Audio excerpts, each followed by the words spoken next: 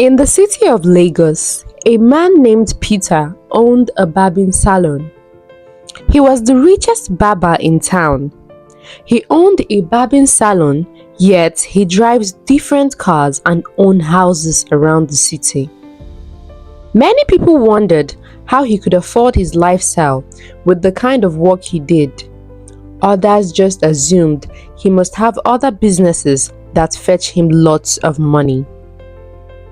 Peter was very good at barbing, so he constantly had plenty of customers. He was generous too, so people loved going to his salon because of the free drinks, and most of the time, he shared foodstuffs and provisions for the people in the city. Peter had boys working under him at the shop, but still, he made sure he came to the shop every day and was always the last to leave the shop. He instructed his workers not to clean his shop because he enjoyed doing it himself. Within a short period of time, Peter became the richest man in his streets. People came to see him for help and sometimes to get a loan. Peter had a wife and 2 kids, but still, he was very known for his frolicking with other women. His wife got tired of his cheating and decided to focus more on her children and herself since he provided her with everything she needed. She had no idea that the man she married was a ritualist. At night, when Peter's workers had closed for the day, he would sweep the salon and pack up people's hair. He would put the hair in his car and take it to the native doctor. Most times, he ends up packing the hair of people he had used before, so he decided on a new strategy.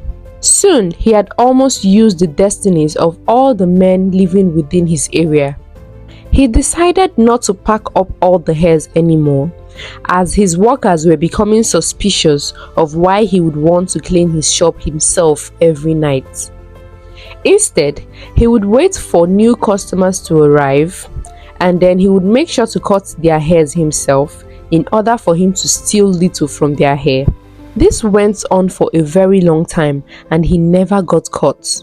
One day, a new customer walked into the salon. He rushed to cut the customer's hair as usual. Immediately he touched the customer's hair. He felt a very strong wave, as if shocked by electric. He screamed. The customer was surprised and, out of concern, asked what the problem was. It was at that moment he realized that the person was a woman and not a man. He ran out of the salon and ran to the native doctor's place. The native doctor then informed him that the lady he had touched was on her period, which was forbidden for him to do. He was not allowed to touch a woman on her period, go close to her, nor eat her food.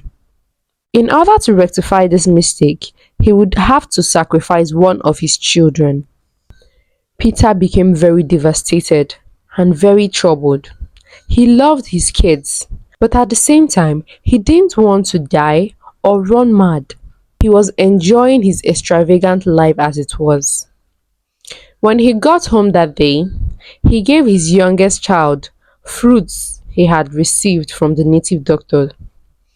The next day, the child became very ill. They rushed her to the hospital, but she died shortly after. His wife almost lost her mind. She ran around the hospital screaming at doctors and nurses, begging them to revive her child, but nothing could be done. She ran to her mother in search of a reason why her child had just died like that. Her mother took her to different places and seers, but they couldn't find the cause of the child's death. Later on, they went to see a pastor. The man of God prayed for her and then told her that the man she married was an occultic man. She got very upset by what the man of God had said. She immediately got up and angrily left the church. She branded the man of God a fake and concluded that he was only giving out fake prophecies. When she got back home, she kept thinking about what the man of God said and about her husband. She thought about how they had so many cars and lived luxuriously from a very small business. She had thought about this constantly in the past, but always told herself that it was the Lord's doing. But right now, she couldn't convince herself anymore. She wasn't stupid and knew it was impossible for them to afford their lavish lifestyle from that little shop. That evening, she sat with her husband and asked him if he had other businesses, but he refused to answer her question.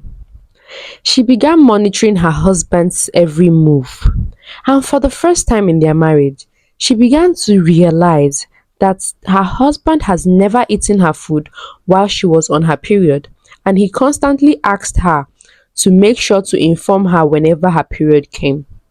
She kept thinking if this was because he was disgusted by period blood or if there were other reasons.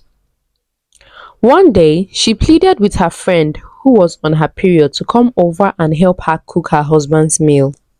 She couldn't do it when she was on her period because her husband would definitely know when she starts. The friend came over and helped her cook the food for her husband and left immediately she was done. Peter came back to the house and his wife served him his food. Immediately he ate the food, he started screaming as if his whole body was on fire. He was very confused. He quickly grabbed his car keys and ran out of the house. His wife, whose suspicion has been confirmed, quickly ran to the church to meet the man of God. She apologized to the pastor for her behavior the last time she came and for not believing him. Peter, on the other hand, ran to the native doctor. The native doctor told him to kill his only remaining child if he doesn't want to die. Peter, who was afraid of death, quickly drove home, waiting for his child to return home from school. Unknown to him, his wife had picked up their child from school and went to hide at one of her friend's place. The pastor had already told her that her husband was responsible for their child's death and was about to kill the second child just to keep himself alive. Unknown to Peter's wife, the friend who she had run to was one of her husband's numerous girlfriends. Her friend secretly called her husband and told him their whereabouts. She wanted to use this opportunity and get on his good side in order to get more money from him.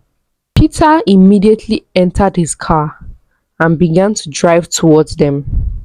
Before he got there, the pastor already called his wife up and informed her of the nearing danger. She immediately picked up her child and ran out of her friend's place and ran to the church. He got there but couldn't find her or the child. Out of anger, he strangled her friend to death. That day at 12 midnight, Peter ran mad.